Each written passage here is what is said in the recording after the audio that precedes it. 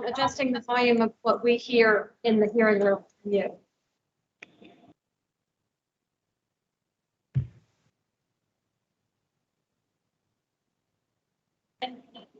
Joe, and we're just reading on you. Ready? Okay. Thank you all for coming to the meeting tonight. We'll take a roll call of these task force members. Albert Nickerson emailed in and said he would not attend. Bill Norris, Bill Sutton. Thank you. Brian Greenwood. Here. Buck Nickerson. Here. Chiki Sajwani. Cindy Genther. Cindy's here. Gotcha. James Saunders. Here. Oh, Kim Cole is with us, I hope. I'm here. Yep. Okay. Kim, by the way, Kim asked me to chair. She's out. She's virtual, and it's just easier to do it this way. Pat Langenfelder. Here. Paul Ruge. Sam Shogay. Tom Mason. Here. Tyler Brown. Okay, thank you. Let's start. We have the minutes of the August 25th task force meeting in front of us. If anyone has any amendments or corrections or questions.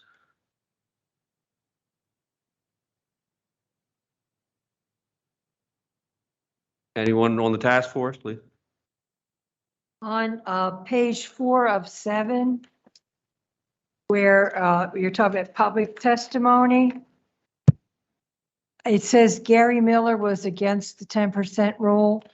I think when he started out, and I know what he was thinking, I'm sorry, I can't say those words. I know what he was intending because I had a conversation with him afterwards. He was in favor of retaining the 10% rule, and at the very end, he said, I'm against the 10% rule, and that was a misspoke. I know he was very nervous. He didn't want to come up front at all. So I don't want to change because I know I heard him say that at the end. And now I know that's why you wrote that in here in the minutes, but I really know his intention was to say the opposite. He started out saying other things, and then at the very end, his last statement says, I'm against the 10% rule. Yeah, I had that one also. Gary, I talked to him afterward because I was surprised because he had indicated to me before, but I don't know how it goes in the minutes, but that would be a question for Mr. Miller. Maybe you could email in at some point. I would offer that perhaps it sounds like he was opposed to the elimination of the 10% rule, since that's what the item was That would be billed at. correct. Yeah. That would be correct. So if we can add those words to the minutes, then maybe that'll clarify. Okay. Anyone else and anyone on virtually? Everything else looked fine. Whoever that was, should be a little Sorry, louder, maybe. Kim. That was Kim. Kim, oh, go ahead, Kim. I was just saying everything else looked fine to me. I did not hear it. Everything else looks fine. to Okay. her. Okay, I have one, and I know it's because I said it, and it's, a third member spoke in opposition to resetting the date of density and felt it was unfair to property owners who are under preservation restrictions by allowing other owner benefit of density. What I said, or I believe, was it impacted those who were in the queue waiting for preservation, and that other farms could move ahead because their density would change, and thus their appraisals. But that was the intent. But the tape will tell you. But that's what I intended. What page? That was page 5, paragraph 6, and it's basically what's in the mouth queue, not just not who's under preservation already. Anyone else? I'll take a motion to accept as corrected. I'll make a motion. Thank you, Pat. Second. Kim, I I second. second this. All those in favor? Aye. Aye. Any dissent? Any dissents? Okay, thank you. Those will be approved as corrected. Thank you. We've got the September 8 minutes in front of us. Same questions. Any corrections, amendments, or concerns on those? Anyone on the virtually first? Yeah, Joe, this is Kim. Yes. I already notified staff there was one typo on page 5, second paragraph. Just Civil War needed to be capitalized. Okay, if the staff has that. I'm having a hard time hearing you, Kim, if it's just me. Yeah, sorry, I don't know. My microphone's all the way up, but. All right. It's a long way to Aspen. Ow. Okay, well, staff has that correction. Any others? Hearing none, I'll take a motion to accept with that correction. Thank you. That was Buck. Second, Second. thank you. All in favor? Aye. Aye. Any opposed? Thank you. They'll be approved as corrected. Thank you all very much. We know our guidelines of participation and decorum. Please raise your hand if you want to speak, and we'll start by reviewing old business. Under A, the P17 review of weddings as special exceptions in the AZD. Are there any questions or concerns or updates for anyone on the task? Yes, Buck? Turn the microphone on. I hope you can hear me. I apologize for not making the last meeting. But I did watch everything on YouTube, and I want to commend the IT people who got the microphones and everything a lot better. The YouTube video was very informative. I got a lot out of it. I wanted to speak about the wedding venues. I wanted to start off by saying I'm 100% in support of a special exception in the ag zone to have wedding venues. And I wanted to speak about, I was actually across the street from me were actually wedding venues that took place for about 4 years. And I was 100% in favor of them. I saw how much business that was brought into the county, how many jobs were created. I knew there was a lot of money changing hands, but I wanted to make everybody aware from my firsthand experience that a venue like this, an event, is not a one-day event. It's like a 6 or 7 day event. We always knew that there was going to be a wedding across the street on Tuesday because the tent trucks would roll in, and the afternoon they would be putting up tents and clanging the pipes and driving the spikes in and all that. And then usually the next day, the tables and chairs rolled in, the caterers and such. Friday, usually the porta potties and all rolled in. Saturday was obviously the biggest day. You had the florist coming in, caterers coming in at 6 or 7 o'clock, depending on when the event was. You had anywhere from 50 to 100 cars trying to get up the driveway all in a short period of time. I skipped over Friday night is the bachelorette party. That goes on for a couple hours where the girls are drinking and decorating and all that for the event the next night. Anybody who puts down that kind of money for a event like that always has good band. It was always good music. We always enjoyed listening to the music. Then Sunday, Monday was cleanup. You know, usually everything was out of there by Monday. So we had, I think at the height of it, I asked my wife tonight during dinner, and we figured the height of it was probably 12 events one summer that we had, and that got to be a little much. But like I say, it was okay. But the final straw was one night we were laid in bed, listening to the music, good music, playing Name That Tune, and about 9:30 fireworks started, and they were some pretty serious fireworks. And we at the time had 2 elderly dogs in the house who didn't like thunderstorms, so kind of all hell broke loose in our house, and we had dog pee to clean up and all that. And I actually did complain about that, and the owners were phenomenal about apologizing and rectifying the situation and all of that. But I just wanted people to know that when you have an event like that, it's more than just a few hour event. Thank you. Good point. Thank you, Buck. Anyone else? Does anyone in the audio or virtually in the public have comments? Anyone in the meeting room that's not on the task force have any questions or comments? Thank you. B was our summary of the 2020 census data and tools provided by our Economic Development Director, Jamie Williams. Any questions or comments on that item?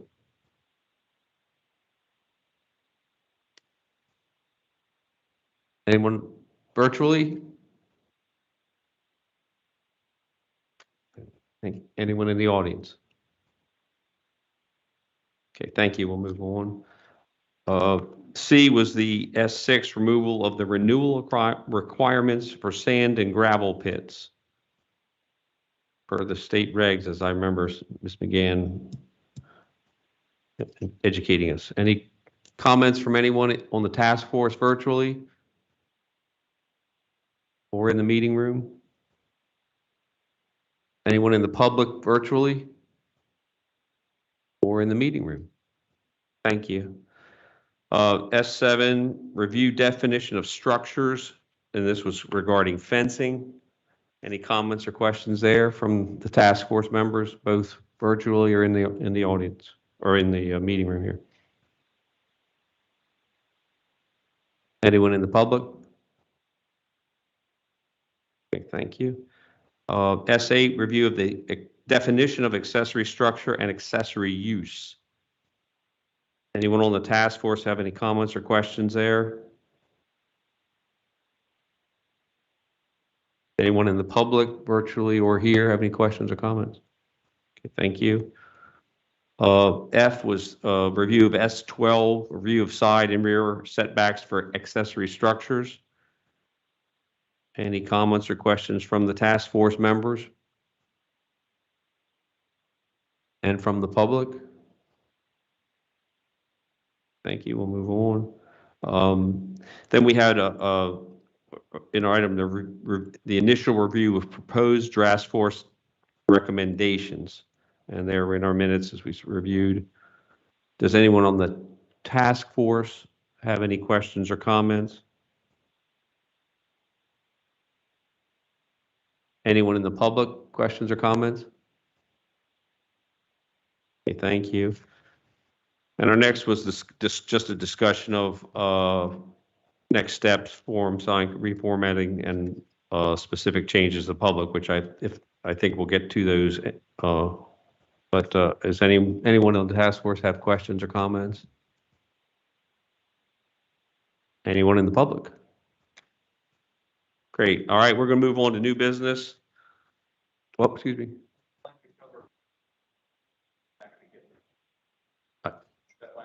I'm sorry. Stat. Oh, right. I thought we were going to start with that. Okay. I was with staff. If they're ready, we'll start with it now. Thank you, Bill. Sorry about that.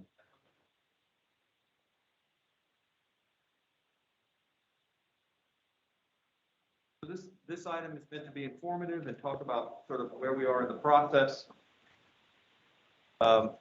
And also just to inform the task force of some of the things that are possible and not possible. I do want to say that the public forum that we're planning at the end of October, we've gone over with our IT department the possibilities of what we can do. I know that there's been discussion that we'd like to perhaps try a different venue, et cetera, in order for us to be able to broadcast this to the public in the way that we're doing through YouTube and having live access to people to join us.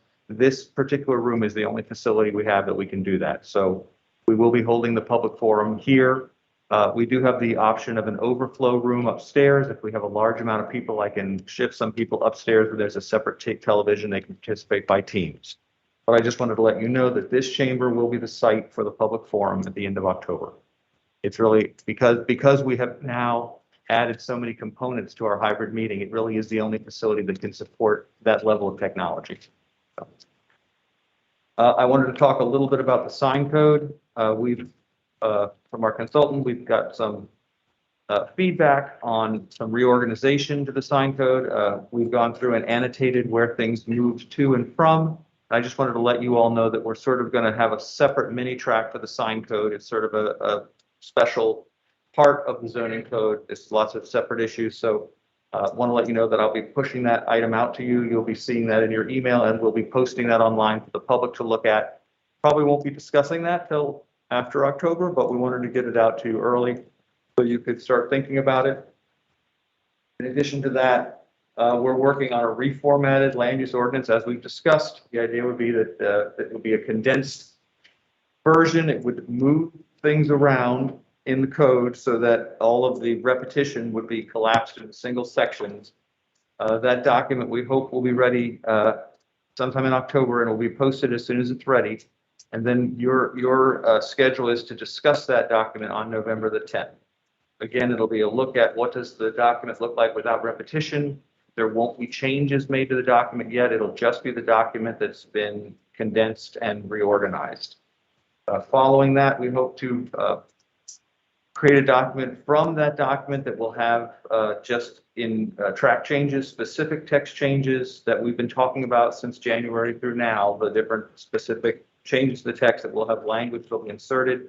It'll be easily visible, it'll be marked up in track changes, and you can find that in the code so that you can see all of that. That will be for your review at the end of November.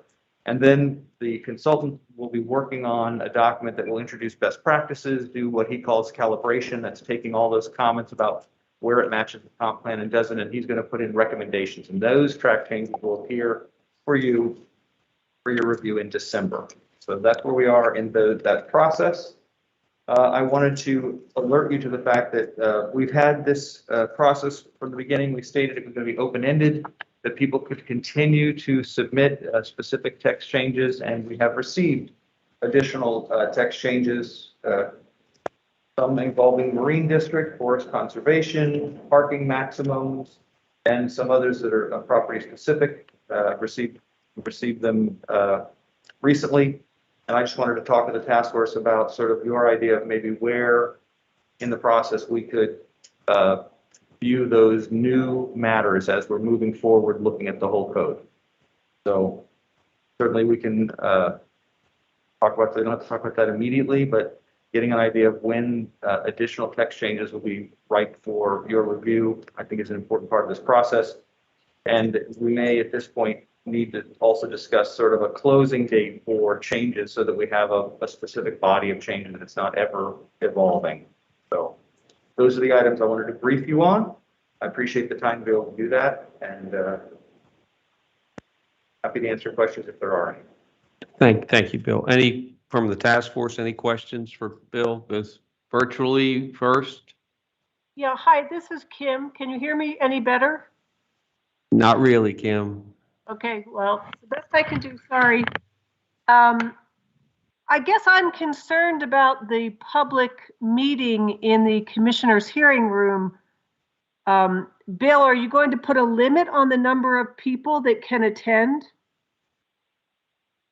It will effectively put a limit on the number of people who can attend in this room. Currently, we can seat about 15 in this room. I can seat 6 people upstairs, and we can seat about as many in the hallway. So that would put us somewhere around 27. And I guess I'm curious, and maybe it's a health department question, but you know, I'm trying to figure out how do we get enough people, recognizing that we can't all like join in that one small room. If we move to a larger venue, do we have to have the capability to host the meeting virtually as well? I think at this point, the concern is that we want the meeting to be viewable by the public as part of the Open Meetings Act. Okay, okay. For those that didn't hear Kim, she was concerned about the accessibility for just this room or with the other facilities in this building and public participation. Bill, one question, and I know this, everyone has these questions, but what are the rules now, like today? I mean, if 30 people showed up today, are we with masks, we're okay? There's a socially distanced here? I believe the recommendation currently is masks indoors and 6 feet apart, which is why we have the chairs spaced. Okay, thank you. And I know those can change as time marches on. Okay. Bill? I've got a question. Are the masks, required or are they recommended? It's my understanding that they're recommended. So, I mean, if it's only a recommendation, I don't think there should be. I think you have the option. Recommendation is not a requirement. So why are we acting as though it's a requirement when it's only a recommendation? In the future meeting. Well, individuals make that choice for themselves, so. Okay, that's what I was, that makes sense. Okay. Thank you, Bill. Paula? I'm sorry. I'm sorry you should identify yourselves. I'm sorry. This is a very important activity. Results are going to be great. I think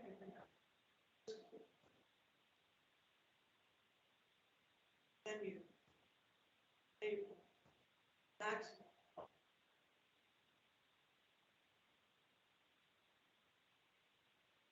Discussion. The problems in the past. Lack of part of it. Bonds.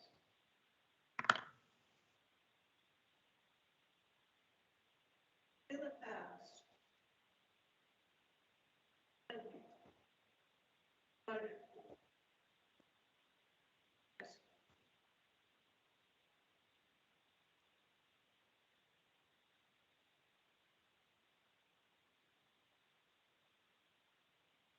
Thank you. Is there anyone virtually, either on the task force or in the public, have any questions or comments about? Joe, this is Kim. I couldn't hear that last comment at all. Okay, if I can condense it, it was Paula Reeder, Still Pond, indicated the recommendation was to look into using the auditorium at Kent County High School with access, audiovisual access to the public also, to allow more, to ensure we don't constrain attendance. And did Mr. Norris suggest that we not wear masks? Is that what I heard? He asked whether it was a recommendation or requirement, and of course, Bill's indicated it's a recommendation, and it's up to individuals who what they choose. Right, but I in this thought, facility. I thought that, and Bill Mackey, this is a question for you. I thought the commissioners or the task force had decided that it would be mandatory during our meetings. Because anyone can make it mandatory, even though it's a public health recommendation. Yes, Madam Chair. I guess I was responding to the question as to whether masks were required or if they were mandatory by county policy in the building. And you're correct, and I should have gone on to say that this particular group has chosen to have masks be mandatory. Each board has the ability to choose how they want to handle this, and I apologize for missing that point. Right, thank you very much for clarifying. Thank you, Kim. Any other questions or comments over the public forum, sign code? Yes, please identify yourself for the tape. Can you hear me? Yes. Can you hear me? Very lightly. This is Janet Christensen Lewis. I have to agree with Paula. I really think that you've got to set up a venue, and I guess I'm unclear on why the IT department can't figure out how to use the high school that has all kinds of abilities. So I think perhaps they could explain that to us. That particular exact question was not posed to them. Okay, thank you. Thank you. Any other questions from the public or comments? Very good. Thank you, Bill. Thank you all. We're ready to move on to new business. P6, request to consider adjacent lots under same ownership in order to meet the minimum requirements related to keeping backyard chickens. Who's going to present that? Me again. Yes, sir. So to summarize, this request is to allow two adjacent properties under the same ownership to be considered together for the purpose of keeping backyard chickens. The parcel, in this case, with the primary use as a residence, is insufficient in area to meet the minimum requirements for keeping chickens, and the requester would like both parcels to be counted towards the minimum acreage for keeping backyard chickens. For your information, all of the backyard chicken regulations are reproduced in the staff memo. And this inquirer's request mirrors many other requests over the years for those who would like to keep horses and other animals and whose properties are not joined together and do not provide sufficient acreage. Owners could perform a deed merger and link their properties, but as this limits the future use of properties in some ways, this step is usually not preferred by property owners. Additionally, if not merged, construction of facilities for keeping animals would need to be set back from the property lines of one of the individual lots to conform with regulations. In staff's opinion, large changes to the land use ordinance, such as allowing the combination of separately, albeit commonly owned lots, would include many unpredictable outcomes. For this individual inquirer, a lot line adjustment could be requested to reallocate a portion of the additional lot to their lot with a primary residence and might resolve their issue. In light of the sort of scale of what an answer would require, staff does not recommend revisiting the backyard chicken standards to change the minimum parcel size. And it's staff's understanding that regulations were contentious and are the outcome of the result of compromise. So in conclusion, staff recommends that the task force consider not taking action on this item. Thank you. Thanks, Bill. Is there anyone on the task force virtually who has questions or comments or for this item? Hi, Joe, this is Kim. Go ahead, Kim. Just want to say I'm in favor of staff's recommendations. I too can imagine all kinds of issues that would emerge if we allowed this to move forward. Thank you. If those that didn't hear, Kim Cole recommended, supported the staff recommendation. Anyone on the task force here have any comments or negative or positive for this issue? This is Go ahead. Cindy Genther. Oh, I'm sorry. Cindy Genther. Cindy, go ahead, Cindy. That's okay. I'm in agreement with Kim. I support the staff recommendation as well. Very good. Thank you. Pat? I too agree with the recommendation. Anyone else? I agree as well. Okay, good. Wow, I would agree also. Jim, did you?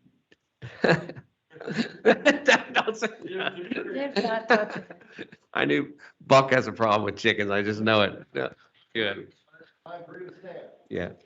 And the staff was right. It was contentious over, certainly important to the applicants at the time, but it was I thought it was mediated pretty well at the time, and it seemed like a good idea to let that go. So thank you all.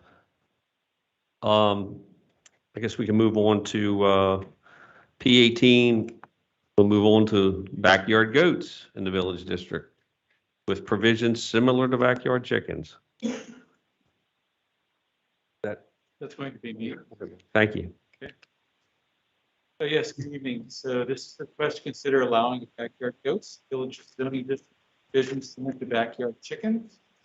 Departments has been receiving. Excuse me, hold on. Do you have something? Can you hear?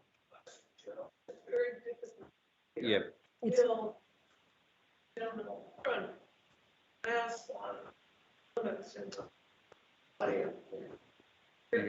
Do your best there.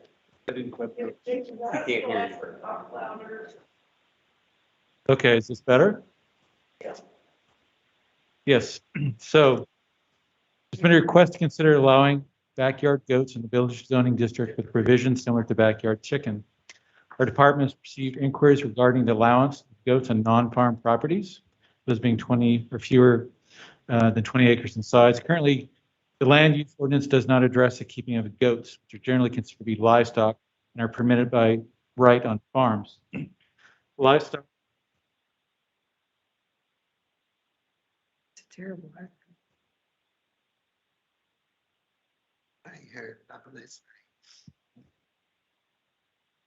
So livestock and fowl, at least stated in the land use ordinance, but no definitions.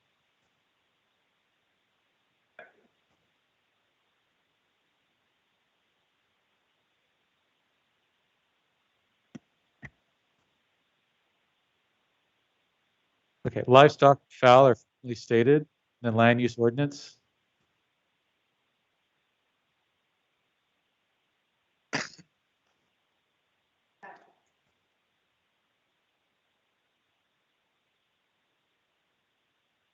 Please mute your microphone. Thank you.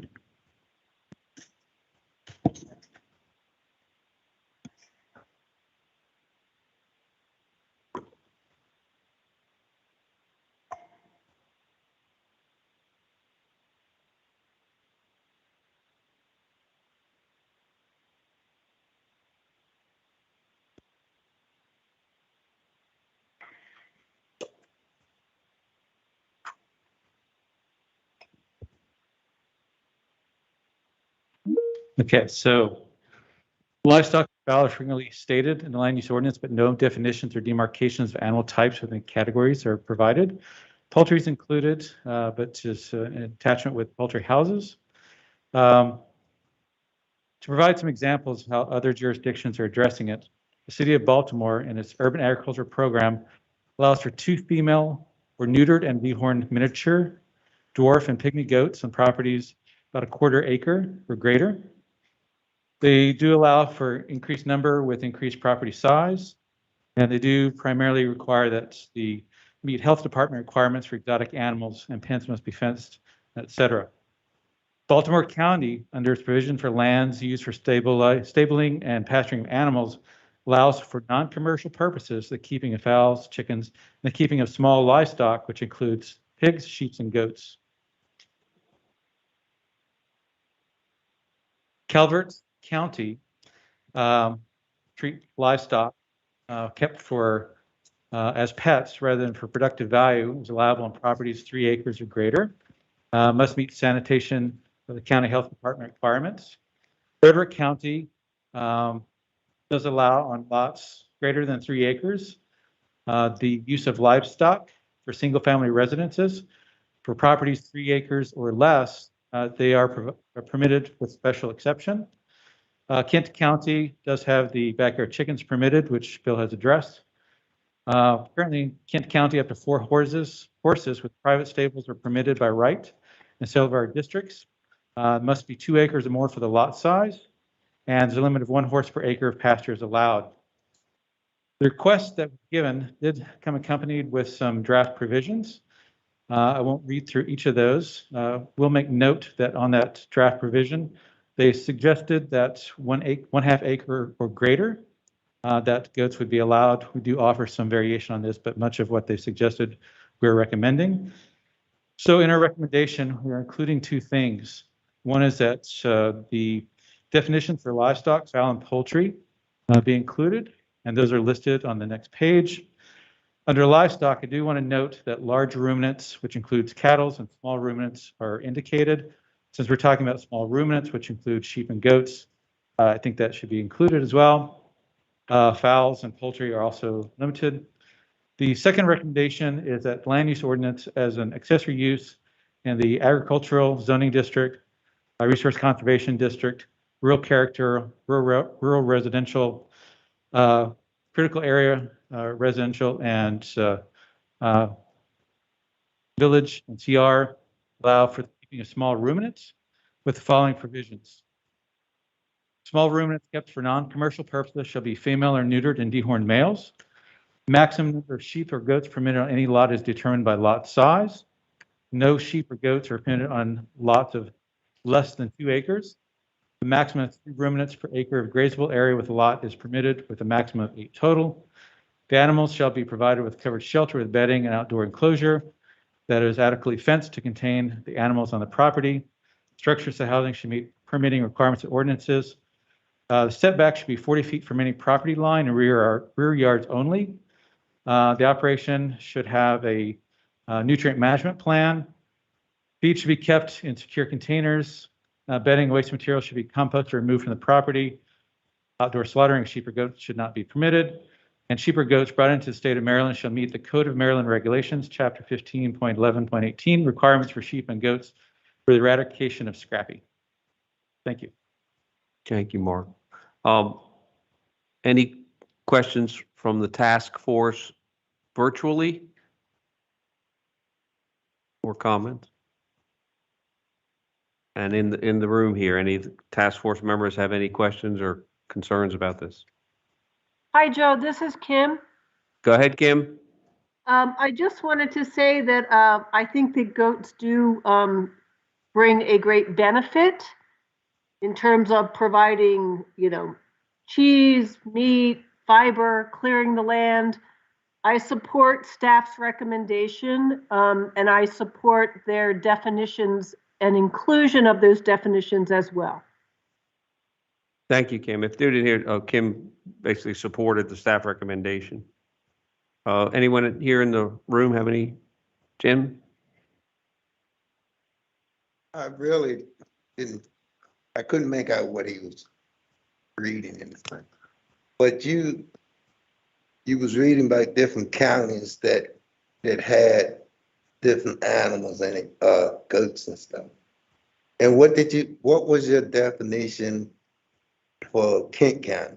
What did you say? How many goats can you have on an acre of ground?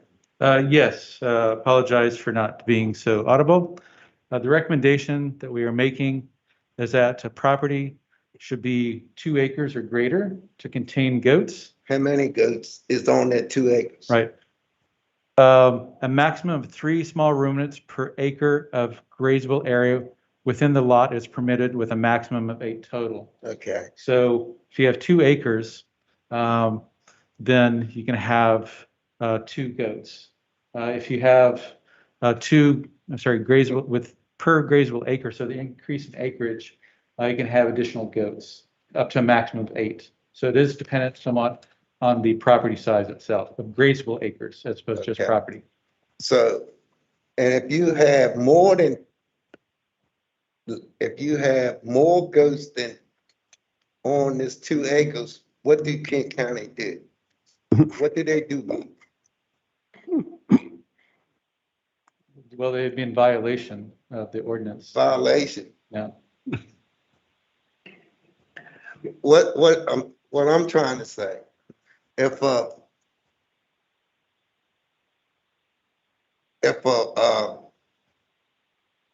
owner got 10 goats, what is Kent County gonna do about it? It's a good question. I'm not sure. I guess, yeah. We respond to complaints. There were complaints, the code enforcement officer would visit the property and would issue a letter if they were not compliant. Letter violation, and at some point fines to be assessed. The reason I'm asking this question, because where I live, there's like 10 goats. And by years ago, I'll come in here and face the, before I got on plan. From what my understanding was that you had to have so many acres for the animals that you have on that. Isn't it 2 or 3 for so many acres or something like cows? Yeah, it depends upon the animal size and their feeding habits and their requirements. Goats are small ruminants and they can eat more than just grass. So depending upon the vegetation available. So the size should be in accordance with the animal's needs. Okay. All right, so it's got to be a complaint come in here and say that this individual has too many goats for King County, and then you move forward on that. Yes, sir. As Okay. Bill had indicated, response is complaint driven. So if a neighbor were to complain then the inspector would show up and provide warning. If they didn't comply, fines could be instilled. Yeah, because they keep me up at night. Goats too? Yeah, hauling, where I'm right across from, they right up the road from me. And I was just wondering, because, where I live at is right, it's this area in Big Woods, and it's right in the center of, of, of the community. But it's been there for a while now. But I was just asking how many goats can be on, let's say, 5 acres of land. Can't be no 10, 15 goats. Well, according to this ordinance, if it were to take place, then there are Okay. 8. Mark, can you review the numbers again? I'm confused with, it says maximum of 3 ruminants per acre of grazable land. You had said, so if you have 2 acres, Uh-huh. and what if you have 1.5 acres of that's grazable? No, the minimum would be 2 acres. So anything I above said that- if you have 2 acres, Uh-huh. that's more than 2 goats, that's more than 1 goat, that's at least 3 per acre. Joe, before you can even apply to have goats, you've got to have 2 acres. Right. And then we'd say how much grazable area Right. you have, and that would then determine how many goats you could have. I understand. So if you had a 2-acre lot and 1.5 acres is grazable, how many goats can you have? You could have 3. Okay, well, that, yeah, he had said there was 2. That was, I didn't understand I the part beg of the your 2. We're not going to do portions. Portions of goats. Jim's gonna have portions of goats, I think, over there. Okay. Thank you. All right. Does anyone in the public or virtually have any questions? Comments in the public? Paul, can you come forward? Hi, Joe. Well- Yeah, I have a quick question. You mentioned this is Judy Gifford. Did they mention having a nutrient management plan for 2 goats? I wasn't clear. You wouldn't need the number, you wouldn't have the animal units with 2 goats. And I remember. No, but I goats. thought he mentioned something about having to have a nutrient management plan. Judy, we're having a hard time hearing you, or I am anyway. Oh, sorry about that. Well, anyhow, I don't think they should have to have a nutrient management plan. I wasn't clear what they said, that's all. I think you said you don't think they need a nutrient management plan. I think you're correct there on on whatever that number. The nutrient management language that was included in here is similar to the other language that we have in the ordinance, even for small numbers of animals that wouldn't technically require it. So it's something that certainly could be discussed. It's my understanding that the planning department has kind of always viewed that as kind of making sure the property owner has given consideration to what they're going to do with any waste that's generated. More so than that they've got all of their phosphorus levels calculated and nitrogen and that kind of thing, but that they are, that they have kind of consulted with cooperative extension, and they've given consideration to what they're going to do with any of the bedding or the other waste that's generated. Thank you. Could you hear that, Judy? Or were you? I caught most of it. That's fine, I guess. I just want to make sure it's clear what we're talking about. Okay, thank you. Yep, that's Oh. fine. I think Paula was, did you have something, Paula? Then,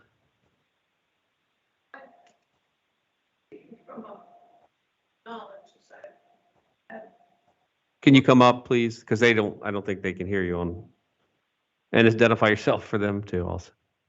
Yes, Paula Breeder from Still Pond. In the course of my time here in Kent County, I've raised llamas, horn sheep, donkeys, goats on my property. And I think you've made a good start here, but you haven't gone far enough because your list is incomplete. And furthermore, it doesn't recognize the considerable size differences between different breeds of the same species. And there are standards for raising animals as pets or for commercial purposes for the amount of land that they need to graze properly. And I don't think you've recognized that based on the sizes of different breeds. So you can get really complex or you can get a little simpler. I'm not sure which way to tell you to go, but I don't think you've covered the waterfront here. Second, it's a fact that there is no governing body in this county to oversee whether there's compliance with these rules or not. There are no specific penalties or fines.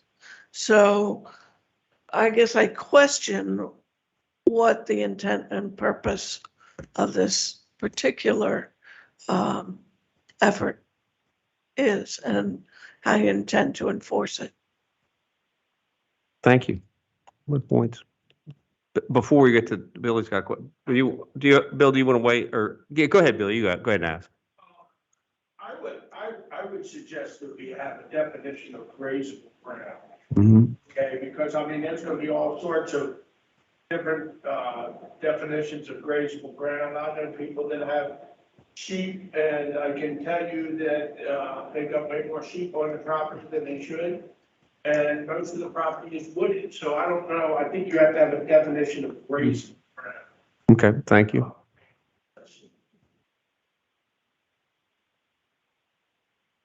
Yeah. Oh, go ahead. Sorry. You know, when I look at this, and I think there's been some good points brought up here, like the point of how are we going to enforce this? And we're going to have a fine when we don't have a fine in the ordinance here anywhere. And if you look around Kent County, and you know, and you got to remember, we pride ourselves on being an agricultural county, which includes animals. I mean, we could spend weeks, months going around collecting everybody that's got an animal that they're not supposed to have. And I think in most cases, they're not harming anything. When I look at this, the city of Baltimore is pretty near more lenient than we are. Baltimore, I mean, these counties that are stated, I mean, a lot of them are urban counties, and they allow more than we allow. There is one other thing here. We don't allow any outdoor slaughtering of chickens. So you can take it inside and slaughter, but you can't cut his head off outside. There's some people that raise every spring, go to Central Tractor maybe and get 20 chickens, not as much as they used to, but they'll raise it, and it probably costs them more than they can buy the chicken, but that's not the issue. And they'll raise the 20 chickens and they slaughter them. I mean, what's wrong with that? Particularly in AZD. Now, I don't think we state in here, we don't want to be slaughtering sheep or goats outside your house, probably, but a chicken, I mean, that's always been history in Kent County. You'd buy some chickens and you'd when they got big enough, you slaughtered them. Like I say, I don't see how we can, I don't know how we're going to enforce this. Outside of the neighbor turning into neighbor and then, okay, we'll go get them, but there's one over here. Oh, well, nobody said anything about him and he's all right. And I think you'll find, and Carla and Bill, you can correct me, there's a lot of people today that are wanting to buy properties where they can keep some animals. You know, when they come and we here in Kent County, we say, no, can't do this, can't do that. So they just go buy it in another county. And I think it hurts us economically because these people are buying a bag of feed somewhere like Central Tractor or Delmarva Feed. They're going to a neighbor and buying some hay. I mean, they're driving the economy, helping to drive the economy. And I just think it's ridiculous. If we make this too restrictive, particularly in Kent County. I'm surprised that Baltimore City allows what they allow. I don't know if you all saw on the news a little while back, there was an article or a story. It was on, I don't know, Channel 11 or 13, about somebody in Baltimore City that was raising animals. He had pigs and he, I'm raising them to sustain my family. Now, I don't know how he was raising them or anything else. And I don't think the article was saying this was necessarily bad.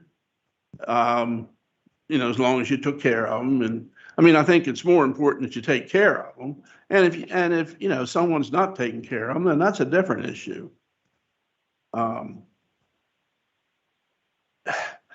you think, I mean, you know, noise ordinance, and to Jim's comment, and I can appreciate that blooming goats are keeping you up at night, but you know what? Sometimes there's cars going by my road that keep me up. So I think we ought to, after 11 o'clock, we can't have a car drive down such and such a road, which is ridiculous. But how far do we carry some of that? Good point. Thank you. Without making it, it seems to me common sense would say at some point, without making more rules on the extension service is going to hate me for this, is that somehow in a sense you would have, you get to a certain level of, you'd say you have to go get a plan. Now you may not follow it, but at least someone would say you could address billies on acreage, you could address feed and manure, not nutrient management, because like Carlos said, but it would just say, make people at least recognize what they've got to do. But go ahead. Yes, ma'am. Can you step forward and give us your name? My question is, talk about a goat, makes money on it. As a kid, I grew up with goats. So, pets, what's the difference? We don't differentiate, but I think that's a fine line of what, you know, a lot of it depends on, you know, whether your kid's got a pygmy goat, they let them run around, or, you know, you raise them because you want to have, you know, a meat animal or something. Go ahead, Buck. Excuse me. Buck Nickerson, one thing, Ms. Reader brought up a good point. I think while we're looking at this, I like the idea of including, categorizing some kind of way, llamas, alpacas, donkeys. I would say donkeys would be classified as a horse, but some of those other things that don't really, they're kind of off the wall, but we're here dealing with that. So if we could include, and then maybe others that I'm not aware of, but maybe include llamas and alpacas in with the goats, if that makes sense. Maybe it doesn't. I don't know. I don't really know much about those animals, but just a thought. Thank you. Thank you, Buck. You've heard from the task force. Any more public, or excuse me, Paul, go ahead. This is Paul Ruge. I think maybe when we're taking a look at this, some of the concerns are for the smaller lots. Maybe we can, I don't want to use, I guess I'll use the word control, but we can allow it in certain zoning areas and certain not. Maybe we ought to take a look at what areas it's going to be allowed in, you know, versus trying to put all kinds of restrictions on it. But if you can allow it in maybe AZD and a few others where you're going to have larger parcels and where that is a common course of business, but if you got it in the village or the much more denser populations, I guess it will get to be a problem. You're So correct. I think we should look at what districts we allow it in, and that might make a lot more sense to people. Thank you, Paul. Any other questions? Thank you. Mark, did you get everything you need? Oh, excuse me, someone. Hey, this is Cindy Genther. That I just wanted to make a comment that I support the staff recommendation. I think it's good to have something on the books, and which I guess we don't have right now. And I applaud this as being a good first step. Should we move, you know, look at other options maybe, but I do support the staff recommendation as it is proposed. Thank you, Cindy. Everyone here, Cindy supported staff. I think you didn't hear it.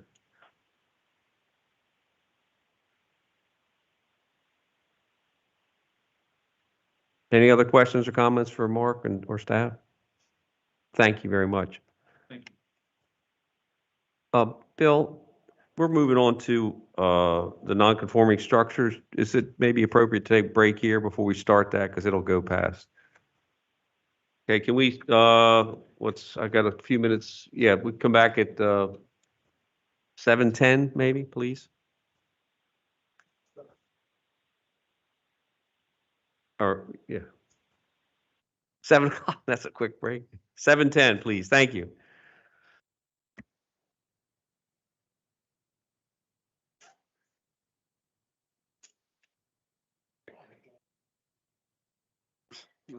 in Silence. Those kids of mine, he got something good with the screen drive, right? He was 25. That's right. I mean, borrowing. Like to get some triticale planted. Earlier you plant that triticale, the better the yield will be. Home manure. Shucks. That chuck holds everything. You take care of your part. I custom those. The dunes, they pump out the dunes, we haul, solid stuff. And you never get done, you just have to go out and quit because they're always leaking. Get it out there in the dark. Yeah.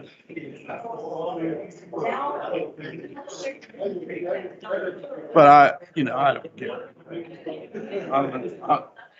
I'll just send that corn dry down the field. More of the,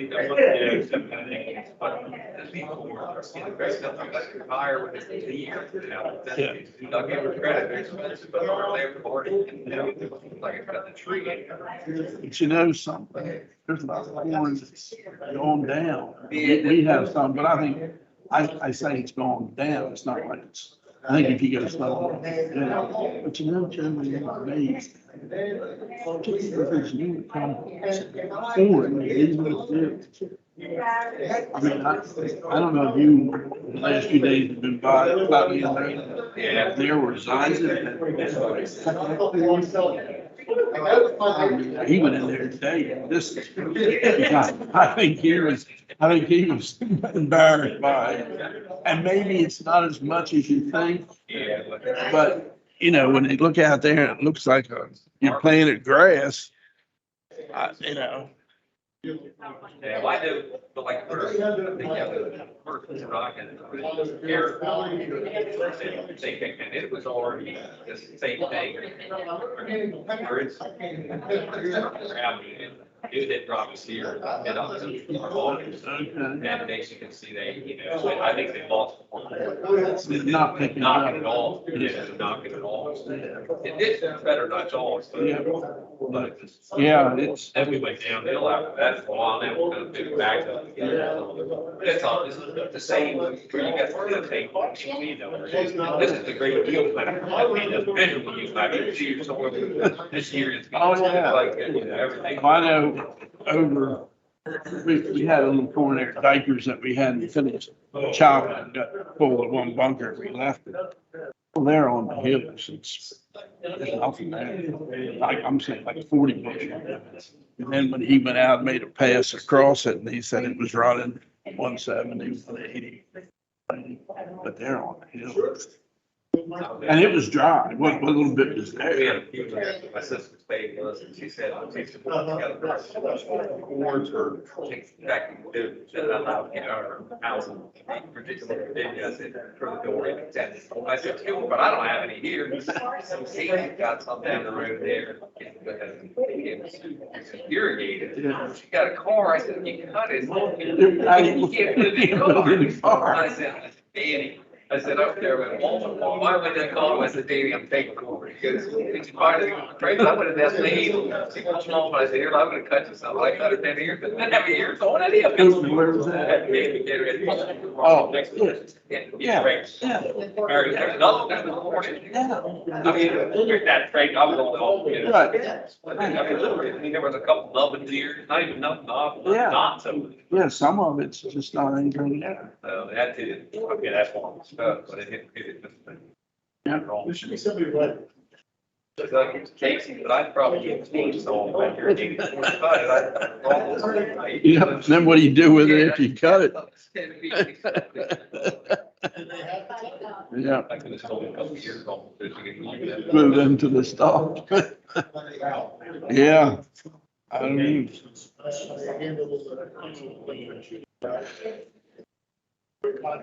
Yeah.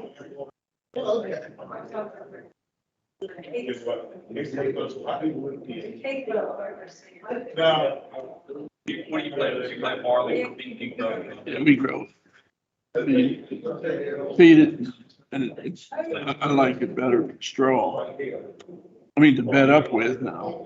Andy's got to feed straw to dry cows. I don't know what it is, but they don't seem to have the cattle feed straw. But we'd rather use wheat straw than that, so we'll try to buy some, the big bales, just to feed that. We got enough last year, or 2 years ago. We got all that straw from Cody Clark out there, so we had some, we still got some of it. But, yeah, I don't know what it is about the straw. And it doesn't, he's going to cut that old pasture hay, but it doesn't look something for it. I don't know why.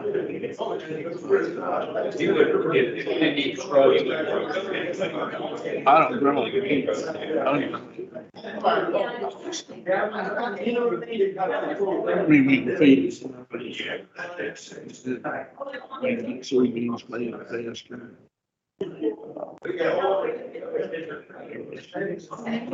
Talking about it, he said I never make any money on wheat, but it's my cash flow. He wasn't talking. He said, well, why do you grow? You don't make any money. Well, it's cash flow. But you said you didn't make any money. Cash flow. Right. Cash flow yourself into bankruptcy. I have a campground, I have this loader.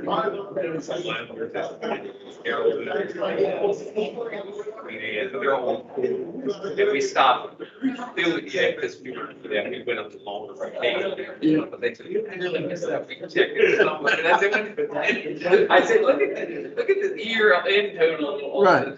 Right. And the trouble. Right. It's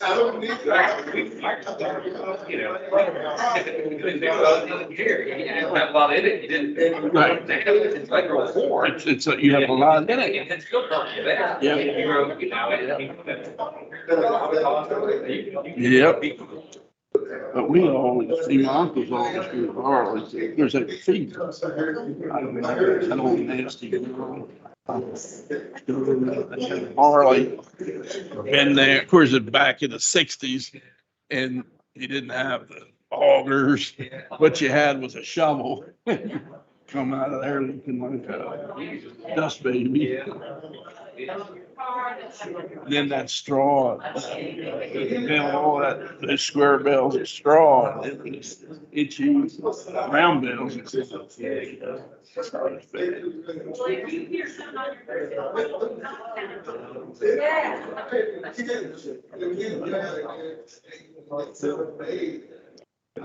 We grew some wheat a few years ago.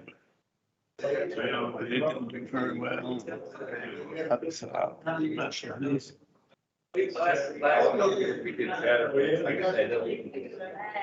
Well, I guess this year we, in the price, we amazes me, those guys out west. That's all. Yeah, like Nebraska, I mean, that western Nebraska. I mean, it's amazes me what they can grow in water there. We got like 47 bushels off of wheat out there. It had an inch and a half rain since January. How do you grow it? I don't know. Yeah, that's amazing. Even I know farm with local, the tractor bosses, they about the thing. And your time is, but you can even run it. The only thing that's left is the land. Yeah. And they don't put on. Yeah, I know. They don't put on. It's like that you get. Oh, yeah. Hey, I'm worried about those goats. I think. but I'm not done yet. Look, I know what you're talking about. but look, and in the morning, right? Guess what I got waiting there? Oh, you could take care of my law. Your neighbor's a lumber for that. That boy barking in the morning. But Jim, it's probably time to get up.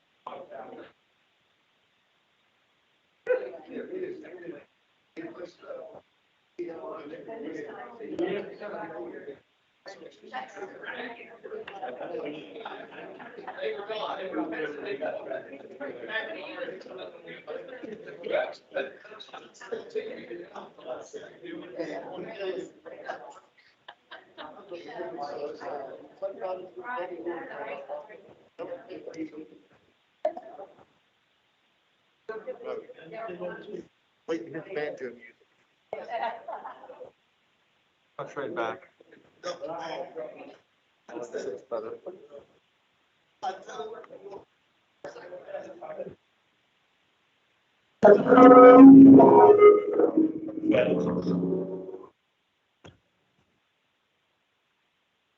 I think Bill's telling us it's time to get started, so.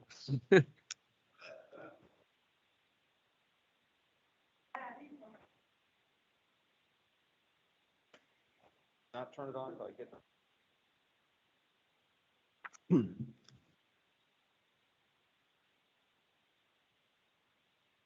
We're going to get started here again. Our next item for discussion is review allowing non-conforming accessory structures that were conforming when built to be granted a fully legal status as conforming versus as legal non-conforming. Is this you, Bill? Yeah, it's me. Thank you, sir. So in general, this request would be related to situations where, for example, an accessory structure was originally constructed in conformance with the setbacks and land use ordinance. And when the setbacks and land use ordinance were changed and became more restrictive, then the building would be rendered unusable again for its original purpose. And the request is to allow existing structures to be used again for their original purpose. This dates back to an occurrence that happened with a subdivision in a dairy barn. But we're going to try to focus more generally on this and not on that very specific instance. Looking at how zoning codes operate, there's sort of three possible approaches. One would be something in the non-conforming uses and or structures chapter. That's not treated in the staff report in this case. That involves a lot of complex case law, and I just didn't think that that would be the place to work on this problem. Two other possible approaches. There's some text in the village district that addresses uses that might not be conforming, but how it solves the problem by inserting specific language about those uses in the permitted use section. And then the third option would be something involving a special exception, and that was the option that staff chose to pursue.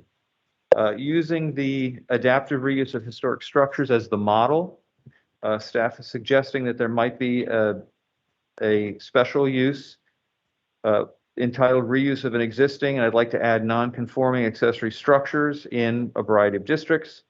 In consulting with Cindy, there was some very good suggestions made about adding the term non-conforming to the word structures where it occurs in this list that's in the staff report, and also to make sure there's a condition that satisfactory evidence as to the date of the construction of the non-conforming structure would be part of what needs to be proven.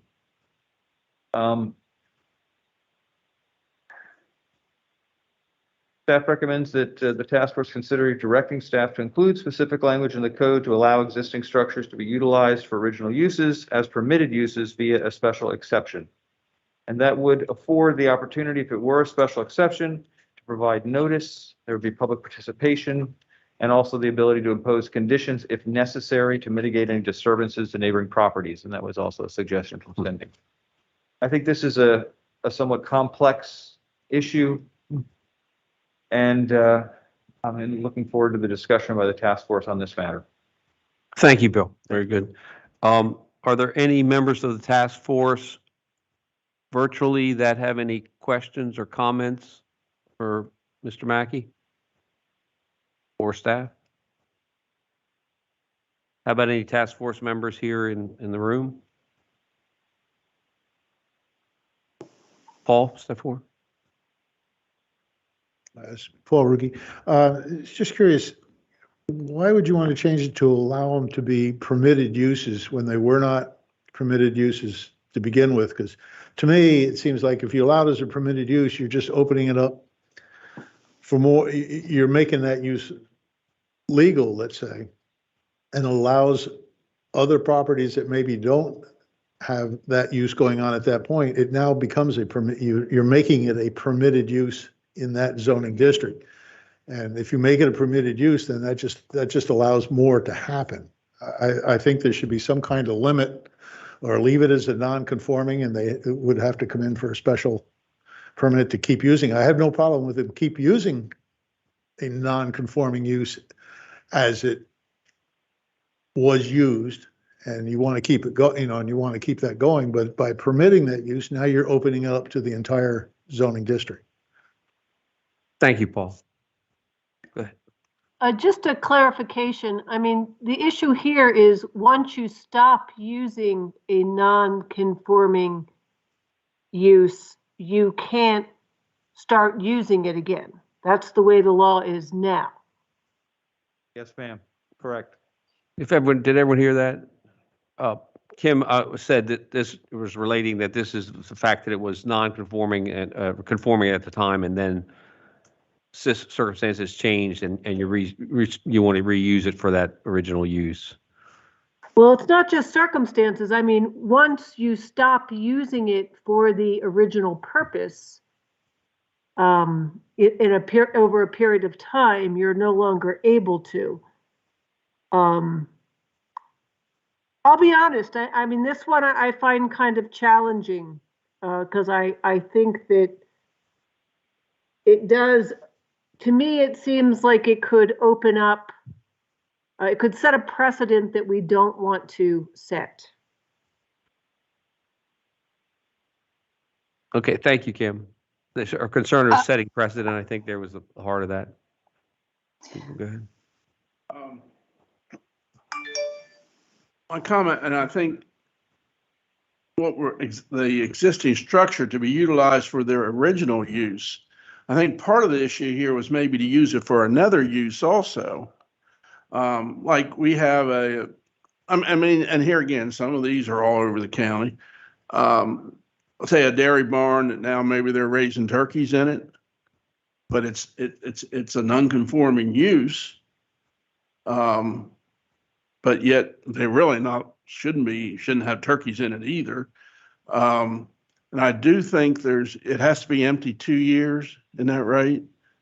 I mean, if it was empty 1 year, then you could put something, you could put, if it was a dairy barn, you could put cows back in it. If it was 1 year, I think it's. Outside of the critical area, it's 2 years. Yes, Yeah. sir. But we have these all over the county now. They're being used and they've been empty and then were reused again. And some of them are the same uses and some of them are not the same uses. But I also think perhaps it should be different in the different zoning districts. In the ag zoning district, I think it should definitely be more flexible. Otherwise, you have these buildings that are sitting here that eventually are going to fall down. Mhm. We don't use them. They're probably going to fall down anyway because they may never be used again. Mhm. But I think it should be allowed if a person wants to do it. And there shouldn't be a time restriction on it. What's 2 years versus 3 years or 5 years or 1 year? Thank you. Is there anyone in the public online that wishes to comment?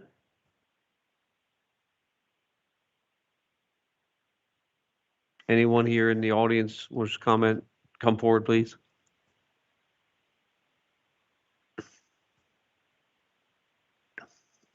This is Janet Lewis of Millington.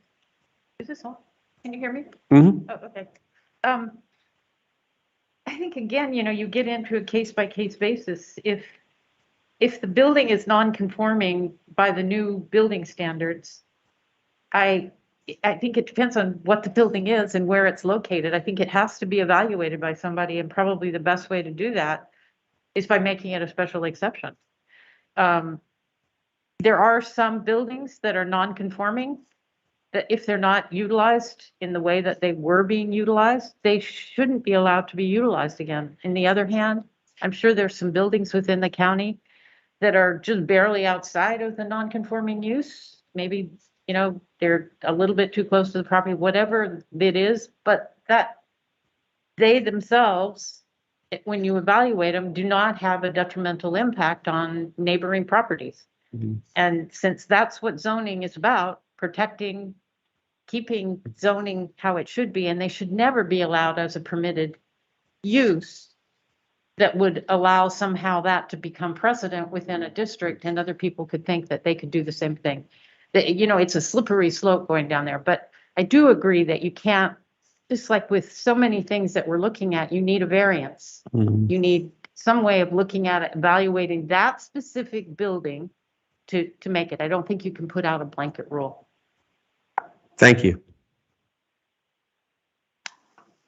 Joe, this is Cindy Genther. Go ahead, Cindy. I have a question and a comment. When we change the setbacks and extend the setbacks to 10 feet that were previously much closer, 3 and 5, anyway, aren't we creating a lot of an abundance of non-conforming use structures, whether they're detached garages or sheds, on many of the properties here in Kent County?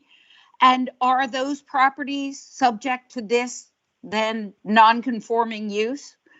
That's my question, and then I'll have a comment after that if somebody answers that for me. Thank you, Cindy.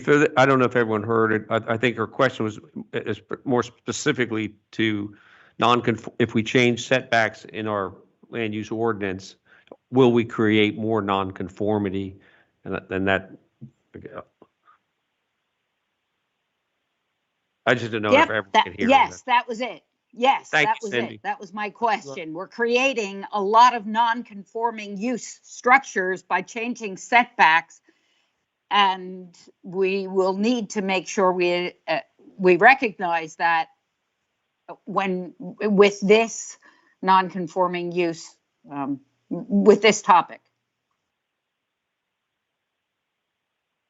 Thank you. Thank you, Cindy. Any other come forward, please?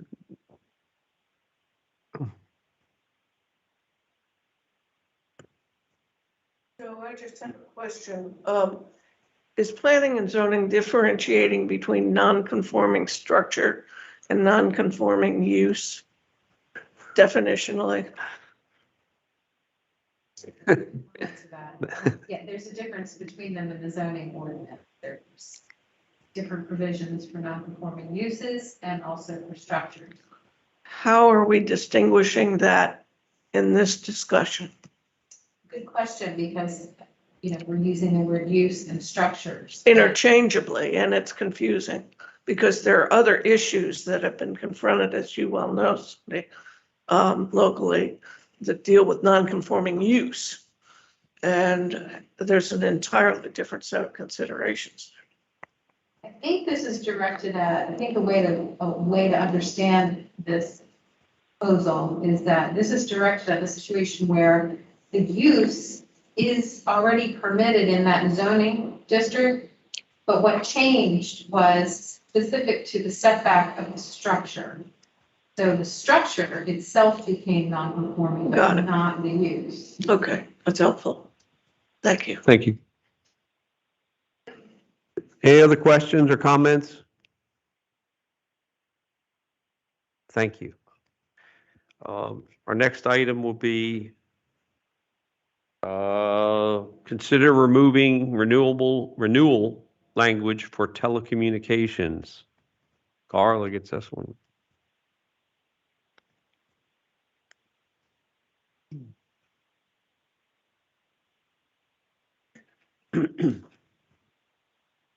All right. This addresses the special exception that we have for personal wireless facility towers in the county. And when the language was adopted in the current ordinance, there is a requirement that the special exception shall be valid for a period of 5 years from the date that the decision of the Board of Appeals is signed. And I will say that there's only one telecommunications tower that was approved under this particular special exception. So all of the other towers that were built in the early or late 1990s, early 2000s do not apply to this. So there's only one example where this applies. And we have found in trying to enforce this provision that it's actually very difficult. The one tower came in for their first renewal, and even after repeated attempts to get them to come in for a second renewal, we've not been able to get them to apply. And it becomes sort of an issue. It's not like the county can go out and take down the tower or turn it off, or take really kind of other significant action. And we realized that there was kind of an issue with this requirement, and we actually encouraged the owner of the tower to apply for a text amendment on their own, which they never followed through with. And so staff decided to bring this forward to the task force as one of our requests to kind of clean up the ordinance and make it easier if we have future towers that come in for construction. Thank you, Carl. Any members of the task force virtually have any questions or comments for Carla? Just a clarification, this is Kim. Go ahead, Kim. So Carla, you basically want to say once it's valid, it's valid in continuum. So there's no need for the renewal. That's correct. I mean, and there is still language in the special exception and in the decisions that talks about how if the tower ceases to be used for personal wireless communications for a period of 6 months, then the approval terminates. And so, I mean, in that case, then we would kind of go after the owner if they're not using it anymore to ensure removal. But to make a tower that is in continuous use to periodically come back to the Board of Appeals for renewal, takes a lot of staff time, takes board member time, and just doesn't seem necessary. Sure. No, I agree with your recommendation. I just wanted that clarification. Thank you. Thank you. Any members of the task force here have any comments or? This is Cindy Genther. I support the staff recommendation. Thanks, Cindy. Go ahead, Pat. I do too, as well. Go ahead, Paul. Ms. Paul Riggi, I also agree with where we shouldn't have to do any more 5-year renewals. But I think that probably when these towers are ceased to be used, there might be, maybe we could make a little stronger language as how to either take them down or who's to take them down. You know, make that part of the original or initial permit and initial approval, so that when it comes time for it to end, there's a way to take it down, and how that could happen. Thank you, Paul. What is the process now? It's never happened. Never. I mean, the language says that it's the property owner shall ensure that the tower removal occurs within 90 days after termination of use. I guess it would follow up on your enforcement. It's probably something that would end up in court if we needed to enforce the fact that somebody hasn't taken down a tower. Thank you. Are there any comments or questions from the public? Go ahead, come forward, please.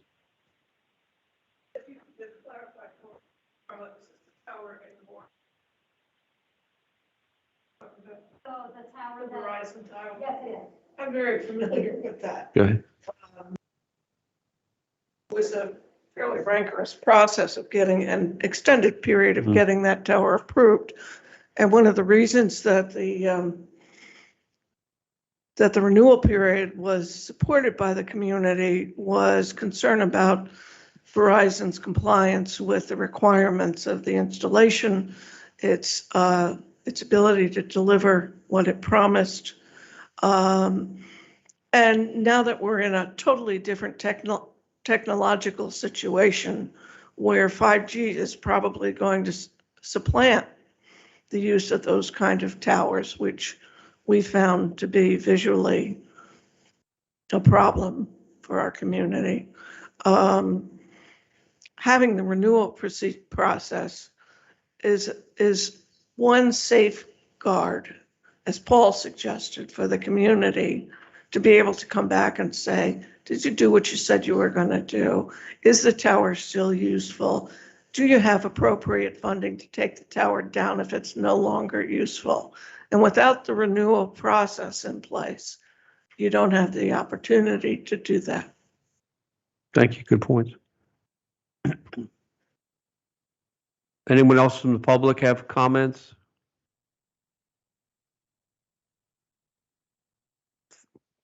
Hearing none, we'll move on. Thank you. Next, we're, I guess, going to review the revised text task force recommendations, the draft with, looks like Bill.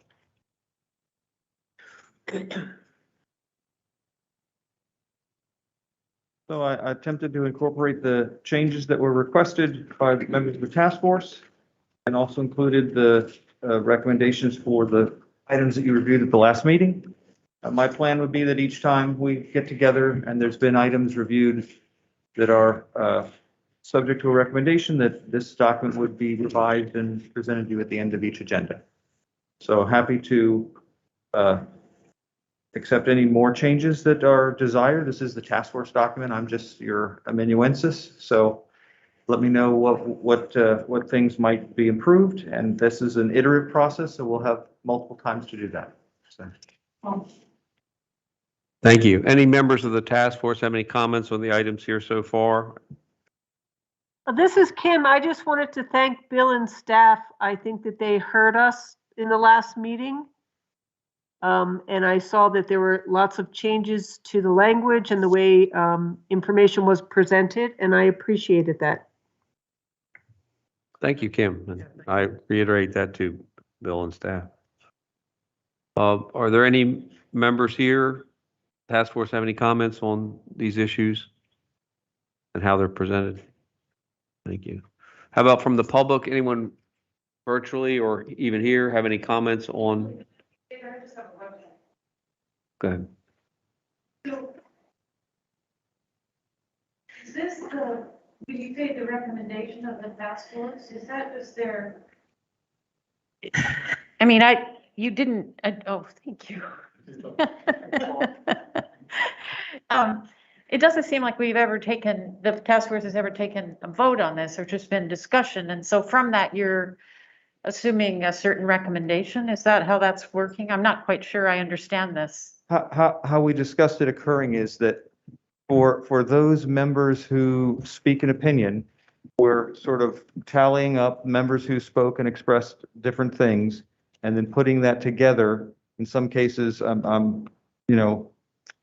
assembling comments to come up with a recommendation from the group. And then the group obviously has the opportunity here to review those things and to decide if indeed they feel that is their recommendation. So that's part of this being an iterative process. Is this will be presented and represented each time we have a meeting, and members can make additions or subtractions, et cetera, to it as their document. But yes, I'm putting together the spoken, expressed comments by members and again, trying to assemble a recommendation from that reflects the group. So, and hopefully as time goes on and there's comments and changes, it will become the task force's document and be what they want it to be. So there won't actually ever be a poll of the task force members per se to see, because usually, what you're looking at is there's on the task force, there's maybe 4 or 5 people that speak and nobody else does. Well, the process that we've talked about is a process to try to gain consensus as opposed to taking votes on each item. Okay, thank you. Thank you. Any other questions, comments from either the public or the task force members? Oh, this is Kim again. To Janet's point, I mean, I think that what's important for everyone to understand is if we don't hear from you, we cannot make any assumption about how you feel or what you would, how you would, whether you would agree or disagree with staff's recommendations.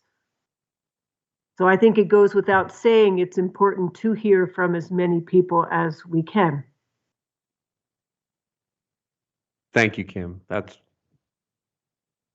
very important. Anyone else? Thank you, Bill.